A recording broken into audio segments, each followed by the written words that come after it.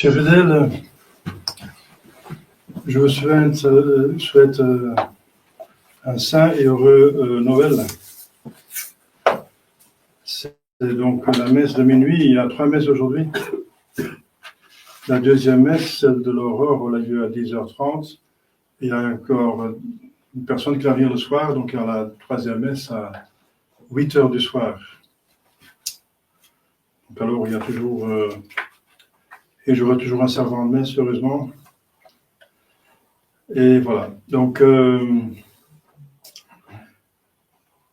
demain, comme j'ai annoncé déjà dimanche dernier, demain, jeudi, Saint-Étienne, le premier martyr, vendredi Saint-Jean, apôtre évangéliste, qui a subi le martyre sans être mort. Donc, il a le mérite du martyr. Samedi, les Saints Innocents, martyrs encore. Et les petits enfants qui ont été tués, n'est-ce pas, parce qu'Hérode voulait tuer l'enfant Jésus. Et il ne savait pas qui c'était, donc il a décidé de tuer tous les enfants. Et dimanche prochain, dimanche, dans l'octave de Noël. On en est alors le 29. Voilà. Alors, chers fidèles, il n'y a pas plus heureuse nouvelle que Dieu nous donne la solution. Parce que le pétrin dans lequel c'est plus que pire qu'un pétrin, n'est-ce pas? Que se sont jetés Adam et Ève et toute l'humanité après eux, parce que bien sûr il y a le péché originel dont nous ne sommes pas personnellement responsables, mais quand même après ça on a tous péché plus ou moins après Adam et Ève. Donc on ne peut plus s'en sortir. On ne pouvait plus s'en sortir pour nous-mêmes, et voilà, c'est le père de Saint Jean-Baptiste qui le chante, enfin le prie dans son hymne de Benedictus. Nous étions assis dans les ténèbres de la mort.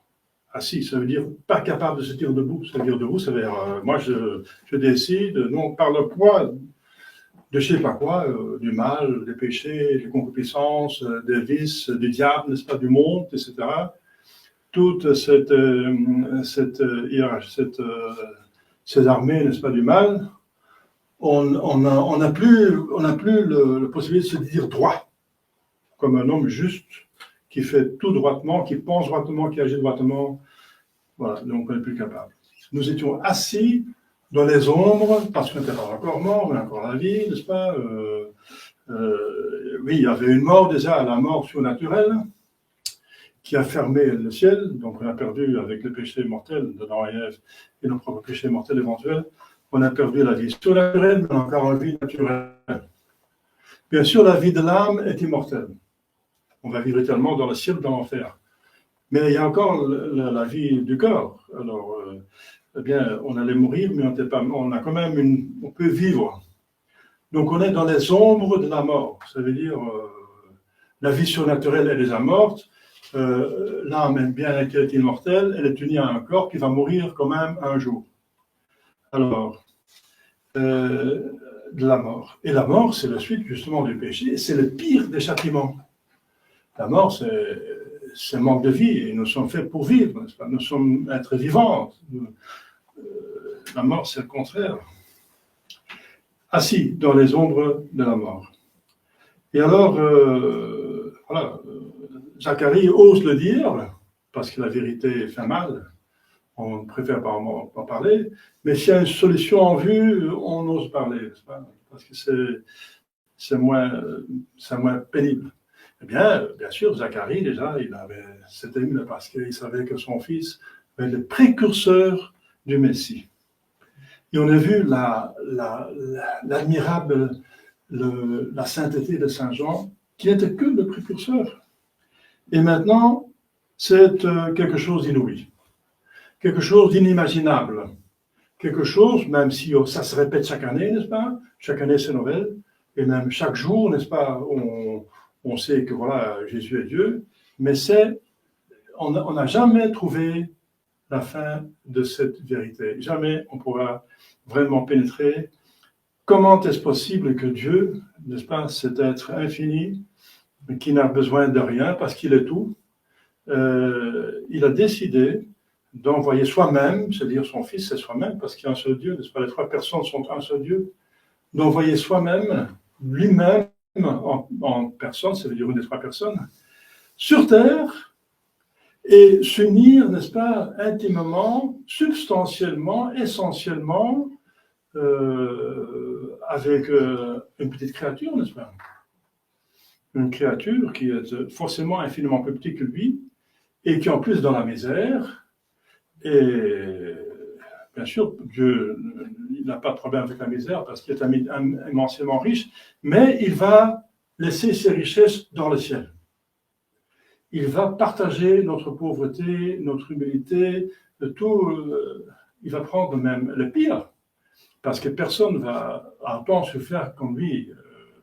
Dans le chemin de quoi on va méditer ça, n'est-ce pas, pour plusieurs causes. Il n'y a personne qui peut souffrir autant que lui. Parce qu'il avait un corps qui pouvait plus supporter que nous, il est plus sain, les Ariennes, et aussi plus sensible, etc.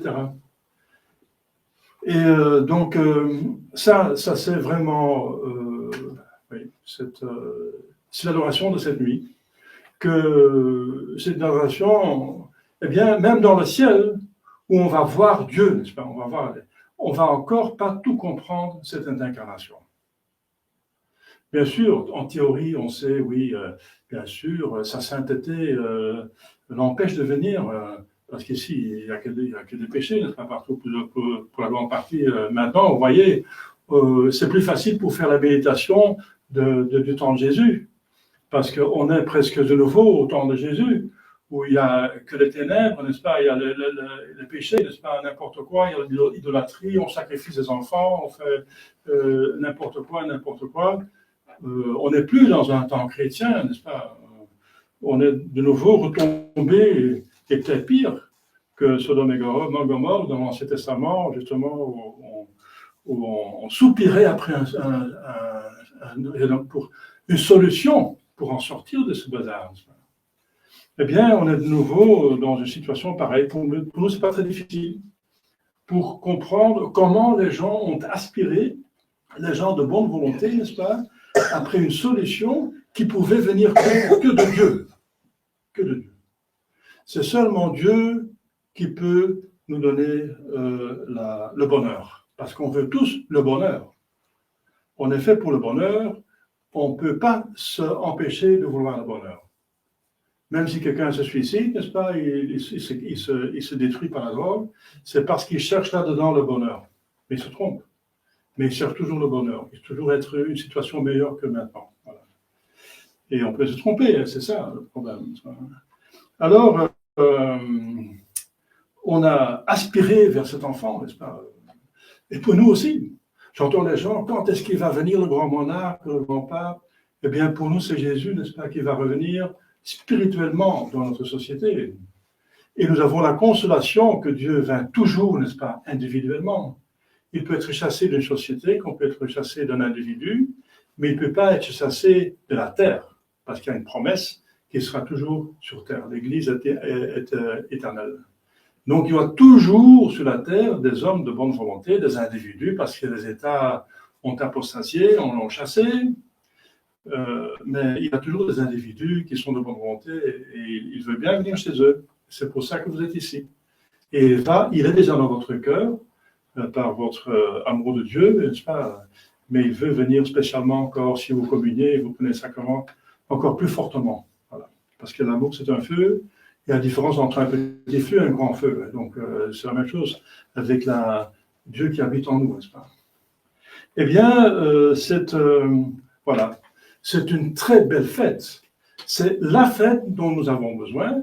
C'est le solutionneur, n'est-ce pas? Le rédempteur, Dieu qui va venir avec la solution des problèmes qui sont causés par les hommes, mais aussi par les autres êtres qui ont abusé de leur volonté libre, les anges, les diables, bien sûr. C'est ça, le problème vient des créatures qui abusent de leur propre volonté. Eh bien, c'est un fait. Un fait que nous, bien sûr, c'était passé il y a 2000 ans, mais c'est un fait qui se prolonge, Parce que vous savez, Jésus a laissé sur terre l'Église, et c'est l'Église continue son œuvre avec une force incroyable, parce qu'elle est animée par le Saint-Esprit, par la troisième personne qui est autant Dieu que le Père et le Saint. C'est le même Dieu, mais cette fois-ci invisible, parce qu'il va se retirer pour nous donner à faire ce que Jésus a commencé, n'est-ce pas? La solution, la rédemption, la solution de tous les problèmes. Nous soupirons, n'est-ce pas, de cette crise dans l'Église, dans le monde, dans nos familles, dans nos vies personnelles. Tout le monde a ce problème et c'est peut-être encore plus lourd qu'avant parce qu'un individu a besoin, pour bien fonctionner, d'une bonne famille, a besoin d'une église qui fonctionne bien, une paroisse, a besoin d'une société qui fonctionne bien, d'une patrie de laquelle il peut être fier. C'est dans notre nature, on a besoin de ça. Et si on n'a pas ça, on est handicapé. On est socialement handicapé si on n'a pas une patrie convenable. On est socialement handicapé si on n'a pas une famille convenable.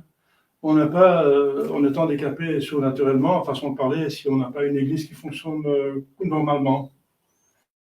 La bonne nouvelle, c'est que le bon Dieu supplée à ce problème et il va nous combler alors à ce moment-là, si nous sommes de bonne volonté, parce que c'est ça la condition. La condition de cette solution que Dieu vient donner, c'est, vous entendez bien, en chanter les anges, paix à tout homme de bonne volonté. C'est ça la condition de la bonne volonté. Parce que donc, à tout homme de bonne volonté, on peut dire paix à tout homme. Comme disait mon moderniste, voilà, tout le monde va au ciel. Malheureusement pas, n'est-ce pas? Il faut faire un petit effort, enfin, par rapport à ce que nous recevons, c'est un petit effort. Pour nous, parfois, c'est un grand effort jusqu'au martyr. On va voir ça demain, après-demain, après-demain. La réponse des hommes de bonne volonté exemplaire, les martyrs. Mais par rapport à ce que nous recevons, c'est encore effectivement une petite chose. L'infini, Dieu, on reçoit Dieu. Tout simplement, on reçoit Dieu. Alors, tout vaut la peine. Si on a compris ça, n'est-ce pas? Tous les croix ici valent la peine. Et voilà, et on accepte et on se sanctifie. La bonne nouvelle, c'est que si on a la foi, n'est-ce pas, toute la réalité change. C'est toujours la même réalité, objectivement parlant, mais on voit une autre réalité qui est plus importante. C'est la réalité surnaturelle qui est là aussi, mais qu'on ne voit pas, que les gens oublient. Mais si on commence à la voir, n'est-ce pas, parce qu'elle est réelle, eh bien, elle est plus importante que la vérité qu'on voit avec nos yeux naturels. C'est notre avenir, c'est notre vocation, c'est la raison pourquoi nous existons. C'est le ciel, c'est Dieu, n'est-ce pas? Alors on ne peut jamais assez penser à cela. Et ça commence maintenant avec parce que Thérèse d'Avila dit, c'est une grande mystique, n'est-ce pas? Prière, prière, prière, à longueur de journée, pendant des heures. Qu'est-ce qu'elle prie? Eh bien, elle a conseillé à ses sœurs de méditer notre Seigneur Jésus-Christ. C'est facile parce que c'est à notre portée. Dieu s'est mis à notre portée. Il s'est fait homme pour se faire voir, pour l'entendre, pour l'imiter, pour comprendre, pour suivre son exemple, n'est-ce pas? Donc il s'est mis à notre portée. Parce que s'imaginer Dieu, c'est impossible. Dès qu'on fait une imagination, une représentation de Dieu, c'est déjà faux. Parce que forcément, il est limité. C'est un vieil homme sur un trône, il a une barbe, il est sage, il est puissant, mais pour le reste, la sagesse c'est une vertu, mais l'âge, c'est une imperfection. Dieu est jeunesse éternelle. Donc, c'est jamais bon, n'est-ce pas? C'est jamais juste.